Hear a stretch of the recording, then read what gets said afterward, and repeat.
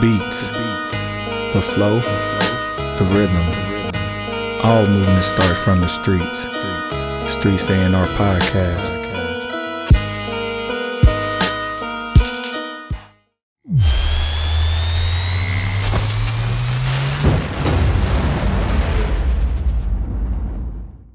So yeah, man.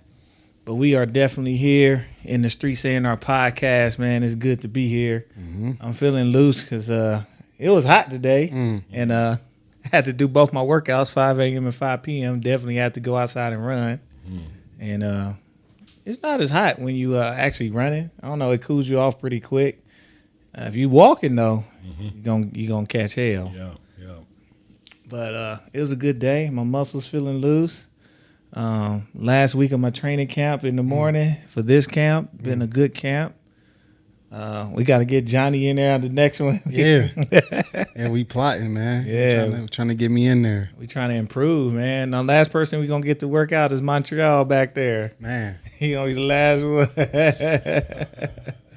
But yeah, man, it's a good day, man. I ain't going to lie, it's a good day. Summer's here. Juneteenth is around the corner. Mm-hmm. And, you know, it's also Black Music Month.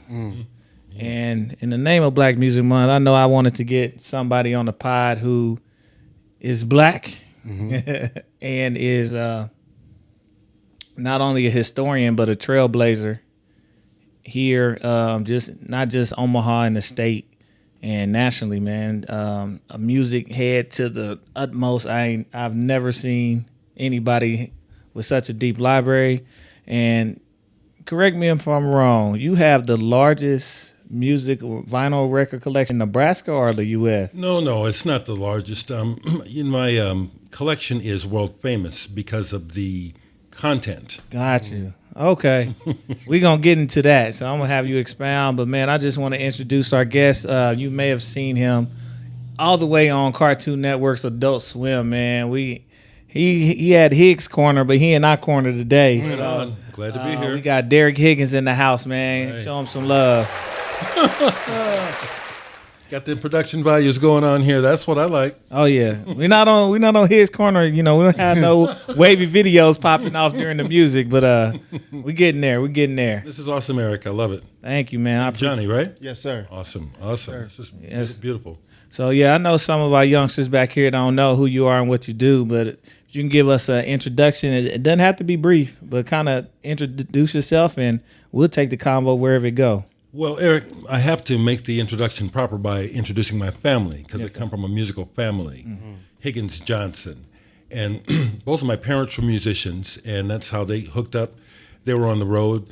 And my dad was primarily a sax player, but he also played trumpet and almost all the instruments of the orchestra.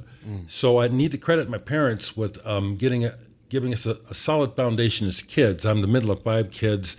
And when we were young, they introduced us to the music of the world. Even before I was in first grade, they'd take us to the library, and they'd get those big sets of music from around the world. And so it just, and then also the fact that my dad was a musician, was constantly rehearsing and having jam sessions and people in the house. I was infected, you know what I'm saying? So it's like it's part of my path. I always like to lay that down first. Even though I come from a musical family, I was the hard-headed one who wouldn't practice. So I'm mostly self-taught, okay? I'm actually working on reading music now. But my background is my parents were jazzers, but the Beatles changed my life. I'm a rock and roller. I mean, I love everything, but my history is that, I am one of the. I made the news back in the end of the 70s by being one of the few black people in a rock band in the area, and we rocked hard, and I had a prominent place in the band. You know what I'm saying? Like when it was time to do AC/DC, I sang AC/DC. Okay. And that was at the end of the 70s with Full Clip, and then into the 80s, I had a band called Digital Sex. That was the next big one. And that one, I decided that I was going to see what could happen. I wasn't going to I'm going to make it. It was like, I'm going to see what happens, okay? because I was inspired. Am I doing all right? Yeah, we're good. Okay. So I was inspired by the punk rock thing that happened at the end of the 70s, okay? The whole idea that it's the music of the streets and anybody can play it. And there's a lot of, for me, it was the anger in the music that I also identified with coming off of the black experience as well as the racist experience, okay? So anyway, that inspired me to start this band called Digital Sex. Okay, that's history, okay? But we were the band that opened up independent music in Nebraska worldwide. And we put out a record, and then we sent it out all over the world and ended up getting picked up by a label in France when they first started manufacturing CDs at the beginning of the 80s. And so they hooked up with us and said, we want our first CD to be made by you. So that happened. We were the first band in Nebraska to make a compact disc, other than Chip Davis of Mannheim Steamroller. He was the only one. It made the news, and it made MTV News. So this is some of my background. I can just go on and on, okay, but that's some, so you can ask some questions and we can go from there. The other part of it, besides my music, is, I don't know if you know about my civil rights background. Not as much as the music. You know, I'm a former member of the Black Panther Party. And that's tied in with how I do my thing. It's very much tied in, so. Man, that's you know, a historian. We got a lot to unpack. So when it comes to I'm gonna start with the music stuff. Sure. We're gonna get to the Black Panther stuff. Yeah. When it comes to the scene of punk rock, and you talked about identifying somewhat with the anger, who were some of your inspirations in that then, and who do you hear now that may be some of the contemporaries, and even in the Black African American space? Okay. I can tell you right away, Black Pantera right now. Have you heard of Black Pantera? Or Radkey from down in Kansas? I think I've heard the name. And they played here. That's current black punk, too, that I can mention.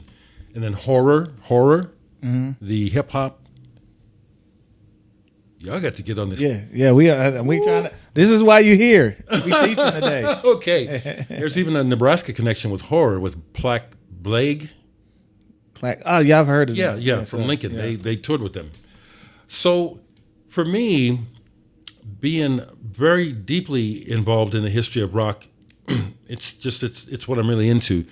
Starting with Chuck Berry before the Beatles. Little Richard and Chuck Berry really is the beginning of what really excited me about music, okay? But so I just followed, the Beatles were important because that turned me on to the music of the world, knowing that music in England and Europe was really significant besides what was happening in America. Excuse me. So when the whole punk rock thing commercially happened at the end of the 70s, I was already into it because of the MC5 and Iggy Pop from the early 70s in Detroit. Now that was real street music, and they're the ones that put out that song, Kick Out the Jams, Mother. You know that one? Mother. Yeah, you can say whatever. Okay, kick out the jams, motherfuckers. You know, it's like, who before them was saying shit like that? You know what I mean? And having concerts up in Detroit that were integrated, black and white audiences up there dancing, getting crazy together. You know, this was like, that was the beginning. Okay. So when it hit Nebraska late 70s, it was the Ramones. Who were one of the big inspirations at that time. Never the Sex Pistols. That was the commercial bullshit, okay? That wasn't real. So, like I said, it was the MC5, Iggy Pop moving into how the Ramones took surf music and this driving beat and made something new with it. Their words weren't so much political, but it was in the feeling of that.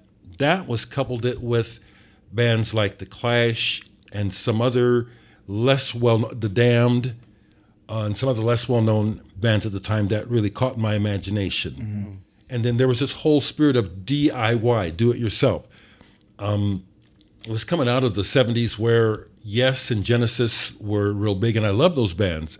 but it was prog rock, and it's like, you know, you had to really be a good musician. And then punk was just a complete, you know, reaction to that, which I dug. And it was the whole idea that, well, anyone can do it, and it's not about how good you are, it's about what you have to say.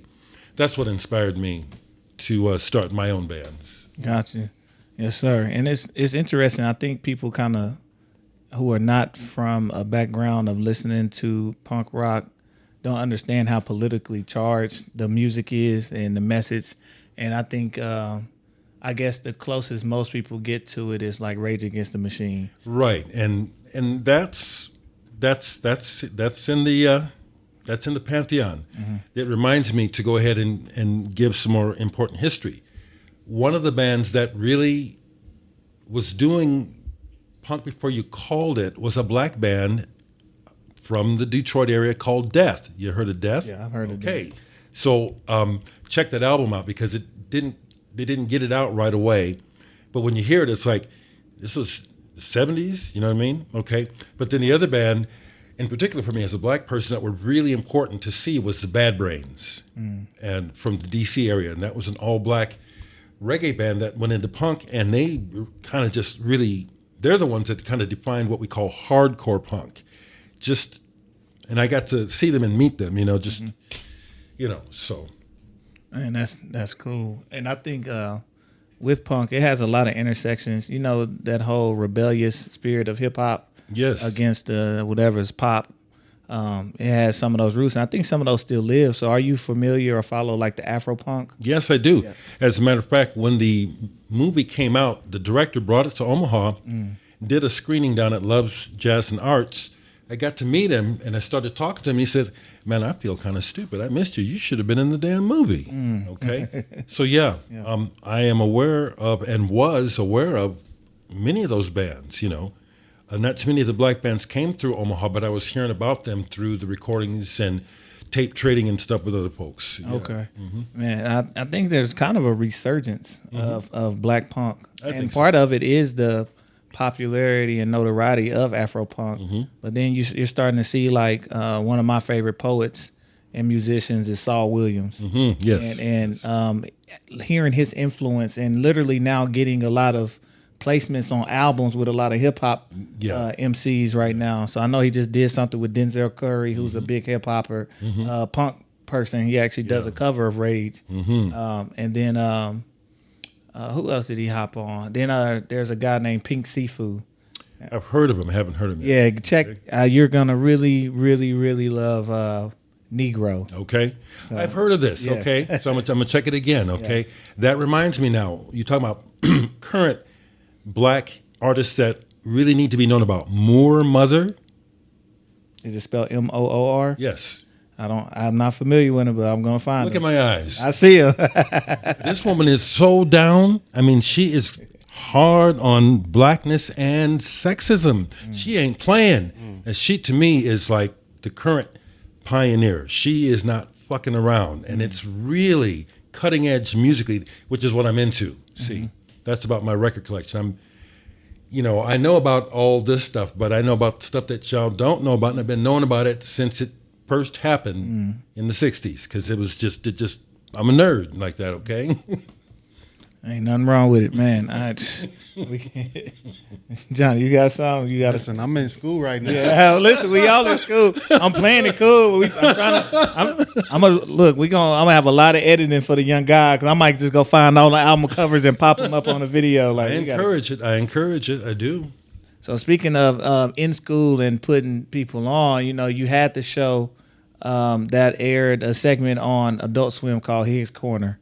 I do want to know how that came about. Okay. And then what's going on? So Okay. when can we get back to the corner? Well, I sure hope that happens, okay? Well, the Hicks Corner came about because, like you, I'm on social media. I have a YouTube channel. And what I do on my channel is I talk about my record collection and whatever else is on my mind. Been doing it for 10 years, okay? Make a video most every day, nothing planned, okay?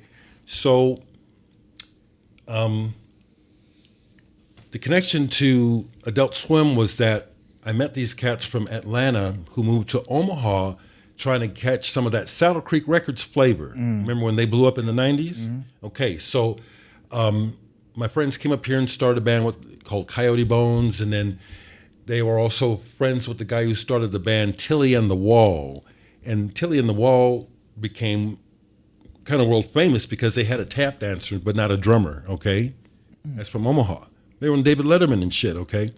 Those are my friends, okay? Anyway, so they were up here doing music, and then one thing led to the other, and they moved back to Atlanta. We kept the connection, but they're big fans of what I do, which is when they were in town and we were making music together, we would get together at my house and have big listening sessions and smoking whatever, but, big into the music. And my YouTube videos are basically connected to that, where I talk about, like I say, what I bought, what I'm into, what people send me to listen to. My friends from Atlanta, when they moved back to Atlanta, got jobs at Adult Swim. And they first floated the idea of, well, hey, let's get you, we'd like to get some of your content. And it started by me having a 1-minute segment on the show Stupid Morning Bullshit. Yep. Okay. And that was called Old Music Fridays, where I was doing a 1-minute segment where, because they would talk, that show was a mock-up of morning talk shows, okay? And so they would talk about news and new music. And so my friend David said, well, let's have you do a segment on old music or music that young people should hear about, okay? So it started like that. And that went on actually for like 3 or 4 years, where I was doing it almost weekly, and it was nice. They started paying me. It was nice. Then come word that their ratings were saying that my segment on the Stupid Morning Bullshit was the most popular segment of the show.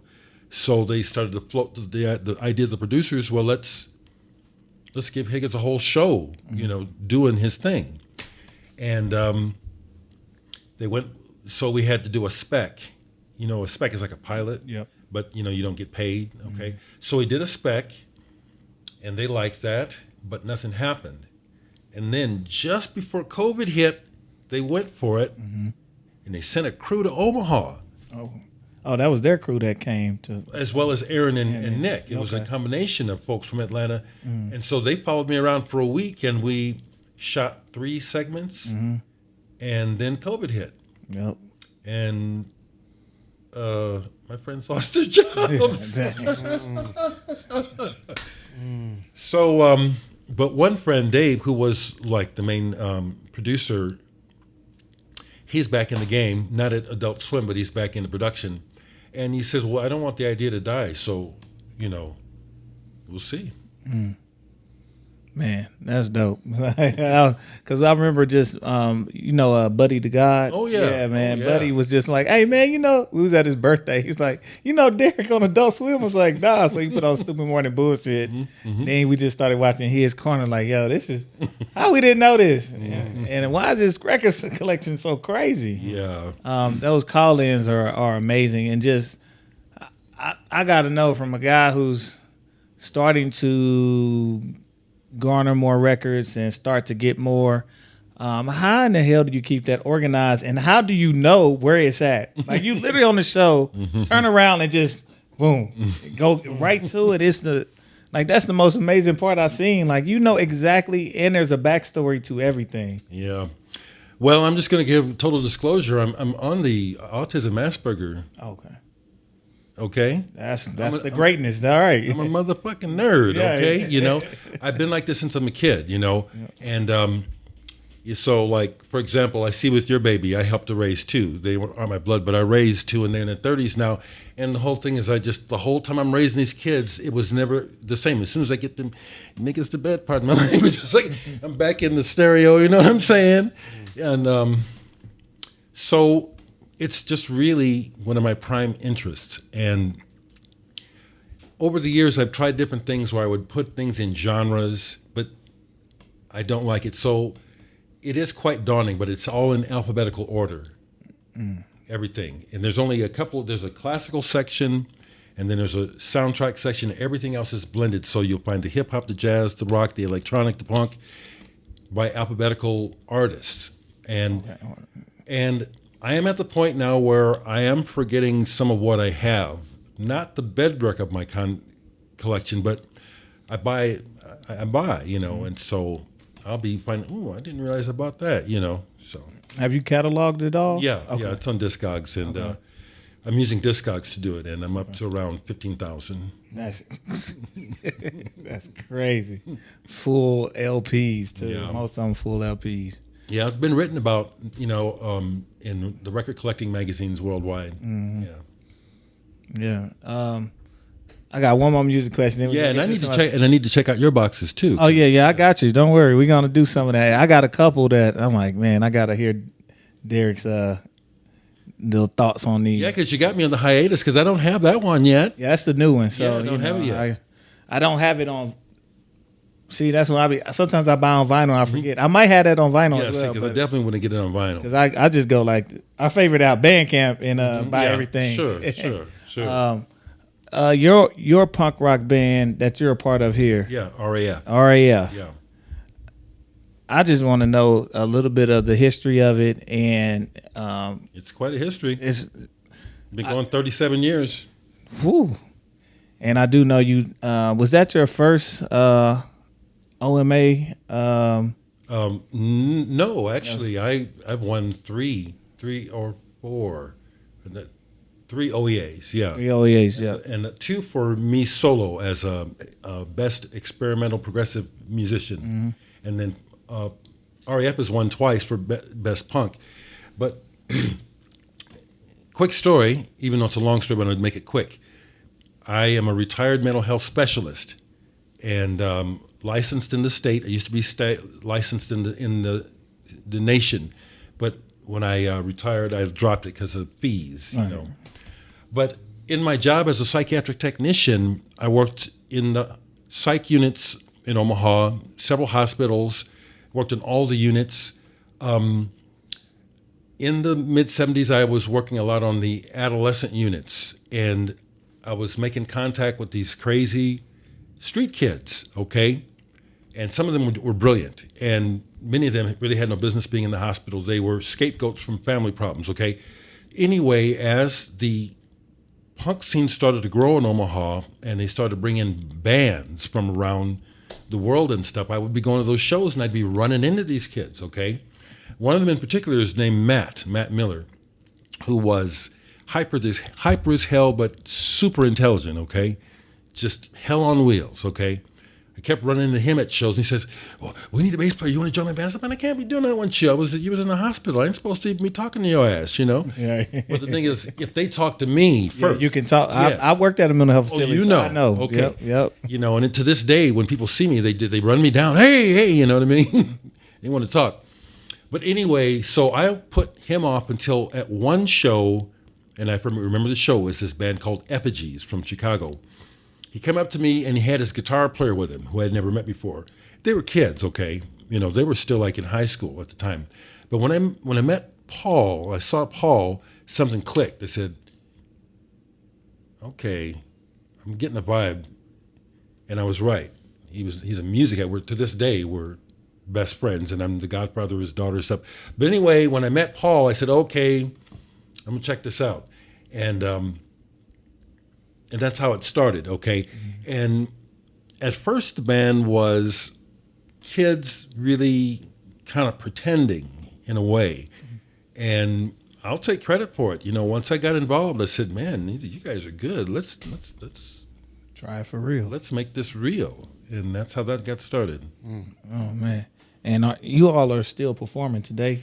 Yeah, now the unfortunate thing is our drummer inherited some money, and he and his wife moved to Arizona. And so now we're doing the long distance thing. We got a show in September, and he's going to fly in, and we'll rehearse for it. But it's a bummer. Yeah. I'm happy for them, but He's in it with the band, man. What about the band? I'm telling you, we tried to work that. I got a wife, man. I got a wife. Well, she got involved too, and you don't want to met. Right. Yeah. It is what it is. Don't get wifey going. For sure. Yeah. Johnny, man, what's Yeah, up? hey, listen, man. I'm just sitting back getting a history lesson. Yeah. I think the first time that I was introduced to Mr. Higgins, I think it was 2013 or 2014. You was doing an artist in residency over at the Carver Bank. Yes, okay. And you had a skull that you created out of keyboard keys or something like that. So I know we done mentioned you as like your civil rights and a little bit of your and like your music expertise. But what about you and your artistic expression and creation? How did you get into the digital art world and the visual art world and just being artistic? Well, they kind of go together. Thank you for asking, Joe, because along with the music, my parents, because we were poor, financially, and I got a good story there because my dad was could pass for white. He's redheaded. He was redheaded, real light skin. But anyway, he ended up going from being a manager to a janitor at a company where he was outed. Okay, so anyway, we went from being pretty good at the beginning of the '60s to just being, what most folks are. But my parents were just real smart, and they would just bring home junk and paper and cardboard boxes, and then just say, we can't give you no toys, but y'all make something out of this, okay? So that's where the art started. And all of my brothers and sisters are artists. My younger sister worked for Disney for 20-something years. Her husband is Floyd Norman, the Disney legend, the first black animator with Disney. And she redesigned Mickey Mouse. Got credit for it. The modern Mickey Mouse. Okay. She did that. Okay. My older brother James is an amazing artist. He, for a time, worked for Death Row. He designed tour T-shirts for Snoop Dogg. He is in one of those videos, one of Snoop's videos. So. And his art, his visual art, so I can't even touch them, okay? So it's in the family. So I've always done visual art, always painted, and then I started doing collage, and that's what got picked up by Bemis. And that's what I was doing down there. Man, that's whole lot, man. We don't know what we got in Omaha. Well, I tell you what, if I was white, I listen. Right? I ain't gonna say no names, but if you was white, you'd be as famous as them around here, running around. Check. And I was at that sucker's first show. If I'm thinking about who you're talking about, probably know what I'm talking about. Yeah, he was the guy that Saddle Creek made all the money with. Nope. No, different person. But I'm rocking with you anyway. Okay. I wonder on who you're thinking of. We'll get to it later. Okay, I probably know him. Yeah. But yeah. So I mean, it's often said it's like a hidden gem. We're deep in the valley in Omaha, so people just don't know what and who we have here. No, Curly Martin, he'll be going on about it all the time, and he's right, because down on 24th on the Deuce, up until the 60s, everyone from Count Basie, Duke Ellington, Louis Armstrong, Miles Davis, Chick Corea, Miles Davis and John Coltrane have been to my house here in Omaha, and it's like, just like with Malcolm X, Omaha, it's like they don't want to know. You know what I mean? It's like the city doesn't want to know, but we have such a rich, deep history of music, particularly in the black community, that's just being lost, really. Yeah, it's I know some people say Curly has his way on expressing on Facebook, but it's hard to refute the information that he's saying. Right, he's on point. I mean, it's like I'm friends with Curly, so I can hang. But you know what I'm saying? He is like boom, but he's on point. He is. And even on that note, it's like having like people who don't know that his son is Terrence Martin, who works with everybody in the industry. One of the premier hip hop producers living. Yeah. And the Omaha connection. I had to miss the show that just played. Did you get to go? Johnny did. Yeah. Okay. Yeah, I heard it was real late and kind of loose. It's a beautiful show. Awesome. The organist that they had on there was amazing. So definitely amazing show. Awesome. So you asked me how I got started. Yeah. Really came from my pops. My dad's Nigerian, and from Nigeria, and it really started with him. Two things. One, playing a lot of music from back home, so a lot of Nigerian high life music. Yeah. just randomly Mm-hmm. in the house, always having gatherings. Mm-hmm. So we, I guess you can call me Black American, but he made sure I was around it at every party. So eating the food, Mm-hmm. going to the fest. I'm talking about the all night. Anybody know about Nigerians? When there's a festivity, it doesn't stop till about 9 a.m. Yeah, I've been to one. Yeah. One. You go to dinner, you party, and you keep partying until breakfast is served. Amazing food too. Yeah. So, always playing music. Always having. My dad was the guy that had the parties, and I kind of took that from him. So I always like gatherings and getting people together. Okay. So I would literally be like, "Y'all go to sleep." I'm like, it's thumping next to my head. Like, so we would come out sneaking through the party, that kind of stuff. Same here, exactly. Yep. Exactly. And then too, from him being in Texas, we had a big mixtape culture in hip hop, huge mixtape culture, to where we would actually not only chopped and screwed music from DJ Screw, but also just mixing, making compilation tapes and people naming them. So like even like one of the most famous series in Texas was a chopped and screwed, which is extremely slowed down, but they would chop and screw R&B music. So you're slowing down slow music. Oh wow. And they called it Fuck Action. Okay. So I remember, I still have a couple somewhere up there. Awesome. Some of those Fuck Action tapes. I can hear it in my head already. What's going on? Yeah. Mm-hmm. But just always going to the barbershops and getting the bootleg tapes and bringing them home. So I would always have music before everybody else had it because he would get it from the bootlegger and I would take them to school. So even before they dropped on the radio, a lot of DJs already had the cuts and they were cutting these tapes. Gotcha. And they were burning them and making their money. They selling. So I would always come up on tapes like at least a week before some songs came out on the radio and stuff like that. You the real deal DJ. Yeah. So I just kind of grew from there. So I didn't even start DJing until I got to Omaha. I just had an interest in wanting to do it because I was always the guy at the parties who would kind of end up on the aux cord. Yes. And then I would always play like stuff that's not necessarily on the radio, but still would keep the party going. Yes. Yes. So I call myself a digital crate digger. I'm always looking for something that's not popular, but that's better than what's on the radio. And there's a lot out there. Yeah. So I buy whole albums. Like people know, that's why I don't even do streaming because I need the actual MP3 or MP4 or whatever. Yeah. But I go through records. Like if you listen to me riding around, it's not singles. I'm listening to full albums. And as I'm listening, I'm parsing out what this can go in this set, this can go here, this can go here, and I just build my crates from there. So, and then just here I linked up with DJ Mr. Soul on the Humbug. Joe did a solid for him, so he said I could take his class for free. Went to a kids class with my grown ass, and I took his session for like 6 weeks, and from there it was off to the races. It's on. Yes, sir. Awesome. But yeah, man, I do got some records, so I'm gonna see if you are familiar with any of these, and if you're not, I might have to let you play some of these in your spare time. But that one you might be. I think that's a band out of DC. Well, this top one gets my attention right away because I know that I don't have it, but it's a cover. Experience Unlimited. It's something, that I've been looking for. Now, this is a reissue of it, Vinyl Me Please. Yep. This originally came out in mid-'70s probably, right? Yep. Okay. So I can't remember if I've heard this, but this is like on my list of things I would like to get. Okay. Joe Benson, you know Joe Benson? Very much. He actually found a copy. He had put it on Instagram, and I messaged him like, "Yo, I got that in my collection from Vinyl Me Please." So, okay. Yeah. Me and Joe, we go back.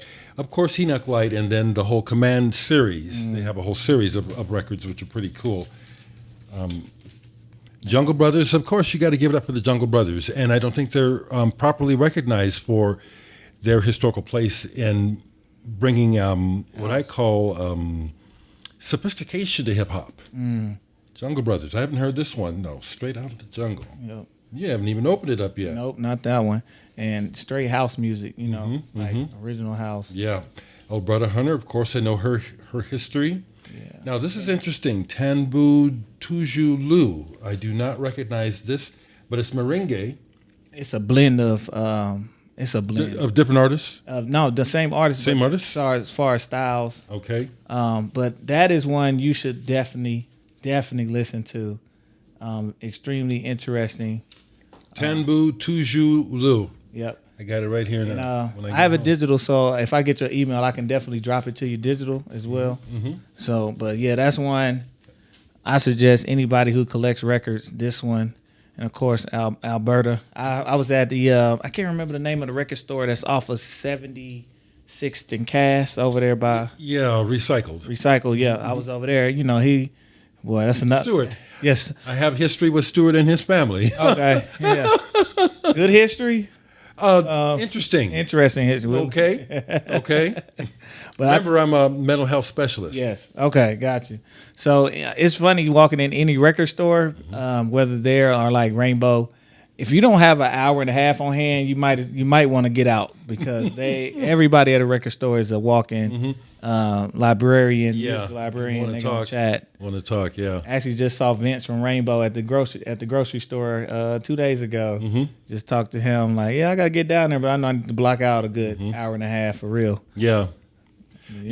Speaking of Rainbow, the family band with my dad. I had a band with my dad and my brothers.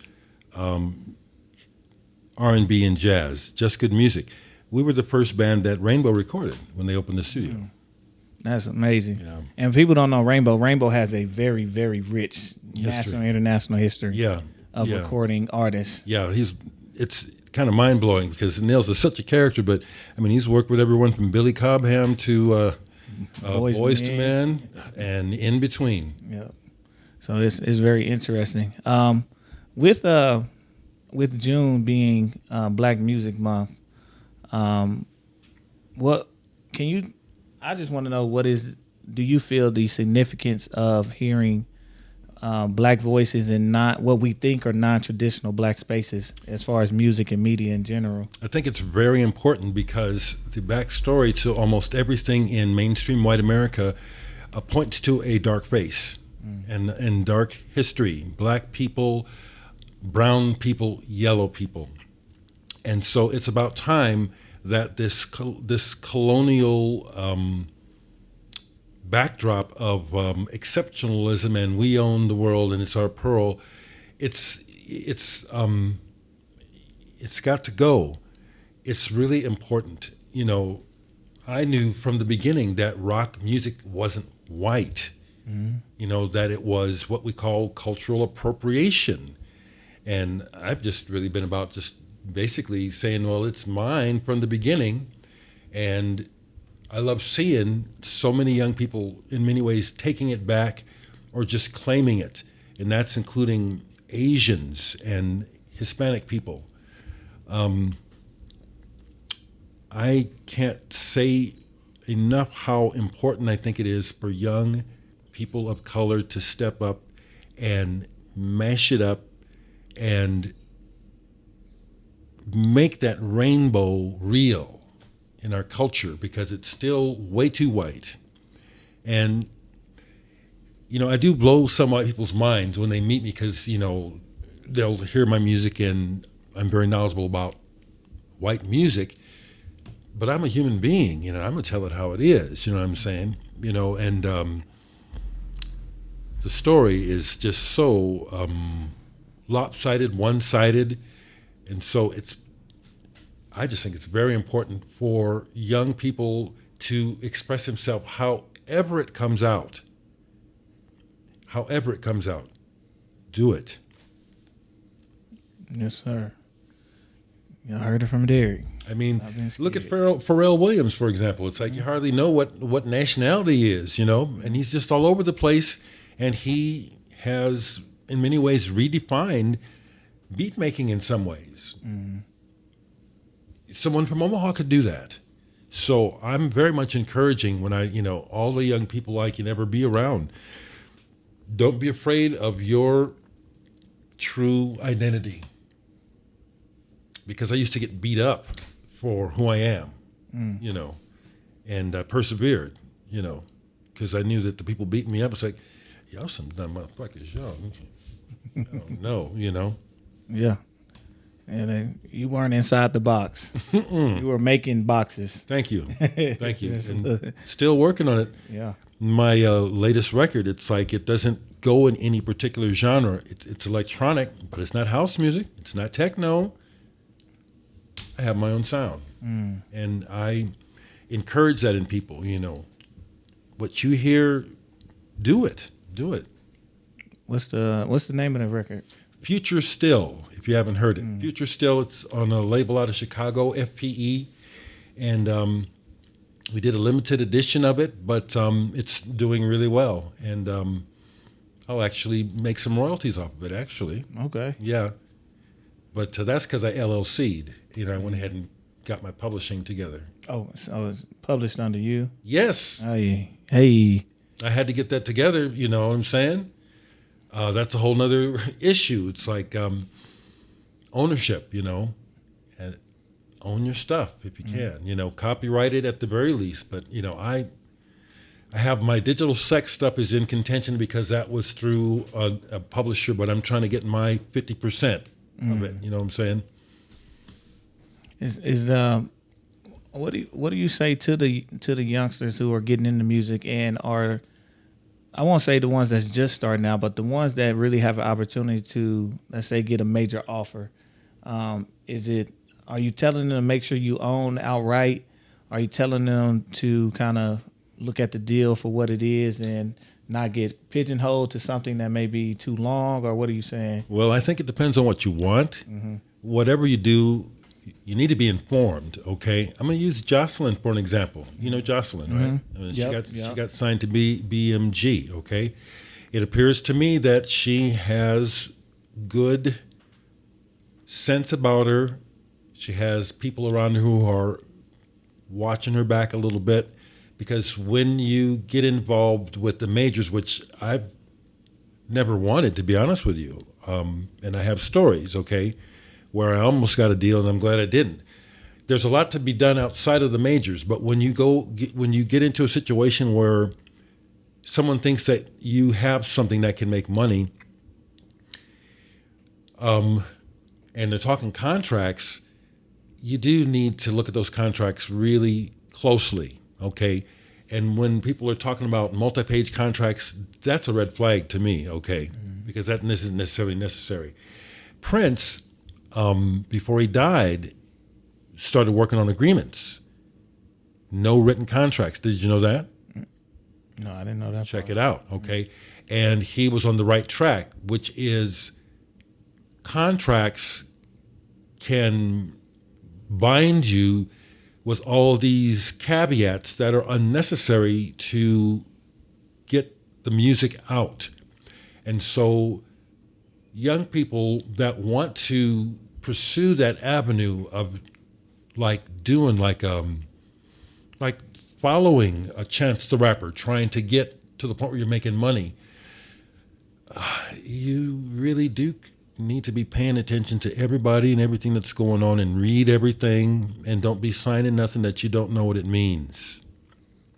That's what I'd say.